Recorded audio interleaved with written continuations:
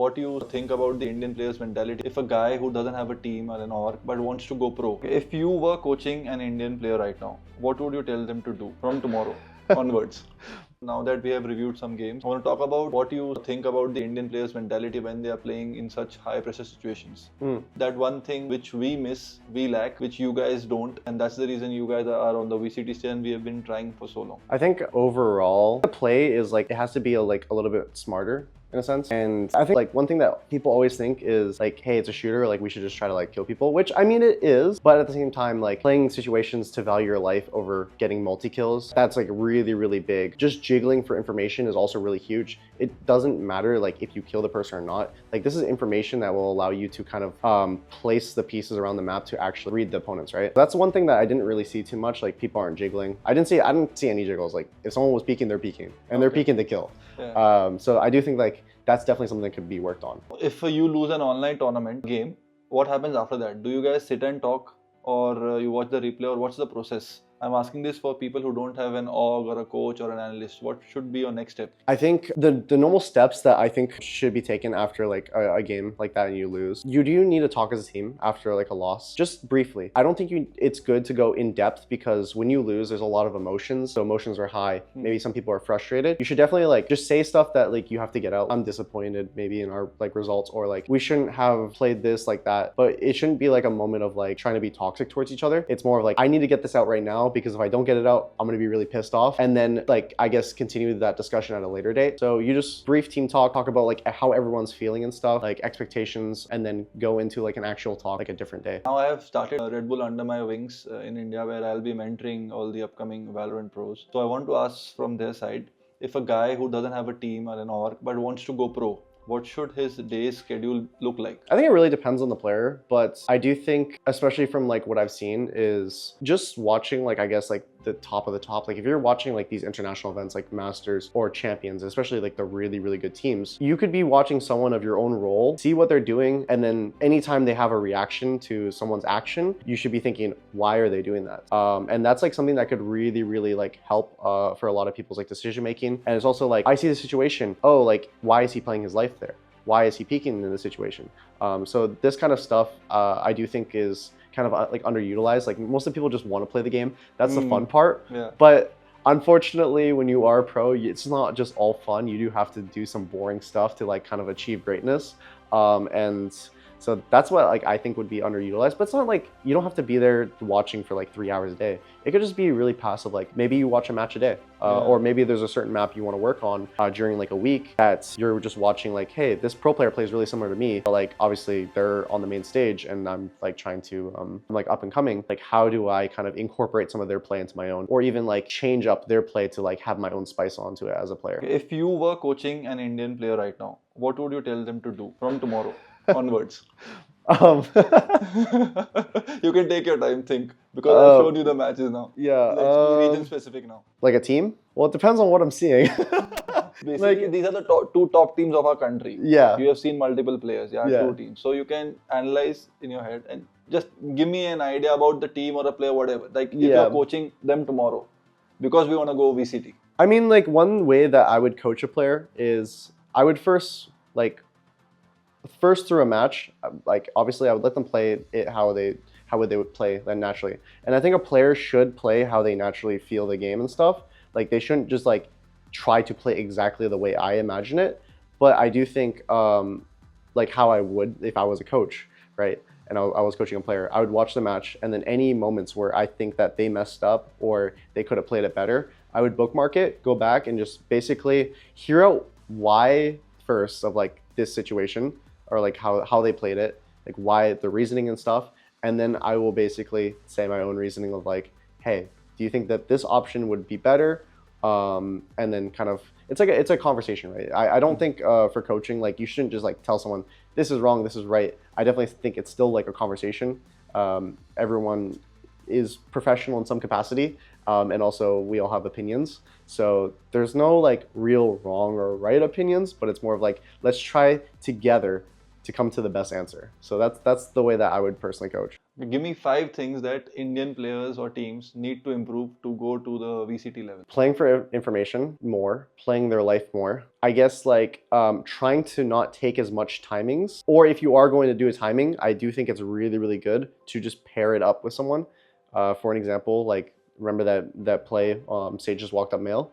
If Sage did it with a teammate, you were down numbers. Oh, this is like one thing that like you can take timings if you are at like a deficit in the round. Like if you're down numbers, you can definitely take a timing, but just the way you do it matters a lot. And if you're gonna do it, try not to do it alone. That's what I would say. So trying to just always have someone either with you or have someone's utility with you. I think those are like important. Fourth, try not to be as like timid or scared in a match. It's still like a game at the end of the day. Make sure like you're having fun with it and you're playing like to win, right? There's a concept that I use called playing not to lose, whereas like a situation where I saw the 3 people be in and they throw the utility, but it's like, oh, none of us actually want to like go in and like see if someone's there, because we're kind of scared. Like we don't want to be the person that causes us to lose the game. That's by definition playing not to lose, and I think that's a really bad mindset. You compare our game with the NA or European region. Like we have been trying even in Counter-Strike and Valorant since a lot of years, but we never could, perform in the Asian scene where we won an Asian tournament, then we can, think about EU or NA. What is that one thing we need to improve and which is lacking since so many years? Is it aim, like you've seen when we go to Ascension? Maybe we won one game because of the bracket, maybe one good day we have, but we are not consistent. We will defeat one maybe known team and then again we'll get thrown out of the brackets. Yeah. So why does that happen? Like what is missing? So this has been happening since decades. Like we are not able to perform, or maybe it's a mentality issue or a pressure issue, or what is it? Like what do you think about after seeing the two top teams of the country? So far from, I think 2 things that I've come to the conclusion. I think pressure probably does play a big part. I mean, if you're playing an online match and you are playing scared already, when it comes to actually playing on a stage or playing against like a team that is like you consider like really, really good or like better than you, I do think like that can play a part into like playing even more scared, and then that causes the mindset playing not to lose. So mentality. Yeah, so I do think mentality can definitely shift a little bit, but then also just overall strategy. Like a lot of these international teams, they're just going to be playing situations better. They're going to be making less mistakes. I think I see a lot of mistakes being made. It could be a big one, it could be a bunch of little ones, but at the end of the day, like the teams that are playing at these international tournaments, they're actually making mistakes way less than the other teams. So that's like one thing I would probably say. But when it comes to games, right, we often lose aim fights only. You thinking technically, that comes after you start winning aim fights, right? People don't give us that respect when we are in the server. Like it's an Indian team, like let's go and destroy them, like PRX would be, or some aim teams where they just rely on their aim. Now PRX won't do the same thing to Sentinels. Maybe Sentinels would do the same thing to PRX. But when it comes to the Indian teams, it's same mentality. The Indian team, let's destroy them, man. We don't need to think strategically. I think it's definitely a confidence thing. I do think if you're going into the match already thinking that there's a good chance you won't win, you're not going to win the match. I think this is it's good to be some levels of delusional, because that helps not only your own confidence, but your team's confidence, right? And then if you are able to actually build that lead, that's when like that kind of like adrenaline kicks in and stuff. And you guys like kind of ride that high to try to like actually like take a map or even like take a series off of like these really, really good teams. But like it can be hard, but always like don't view yourself as like the underdog. Like try to like convince yourself that like you're on the level of these guys and that like we can win this. I think that's like a really, really big thing that happens. I've never once gone into a match in my life being like, we're gonna lose, because the minute that I do that, we just lose, right? So you definitely want to play like like you want to have like a strong mental, I'd say. If you want to get an aim like TenZ, we want that aim power like you.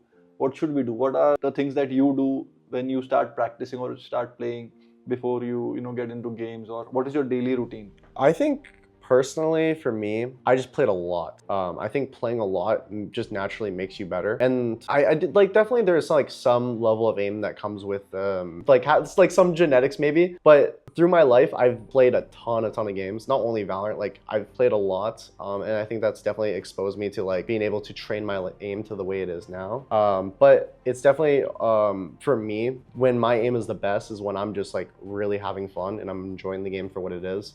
And I'm just excited to play. That's like one thing too. Like you don't want to like feel down on yourself if you're not like having a bad, like if you're not having a good series, to be like, damn, like today's not my day. Like you shouldn't say that. I think like that's like, for me, I'm like a really big momentum player, because the minute that like I get like a multi-kill or something like that, that normally allows me to like push myself to go further in the series and like finally like come back from like a deficit. But just playing a lot, I think really matters. And if your goal is to be a professional player, I think like unfortunately you will have to sacrifice like a lot of your life to just grinding the game.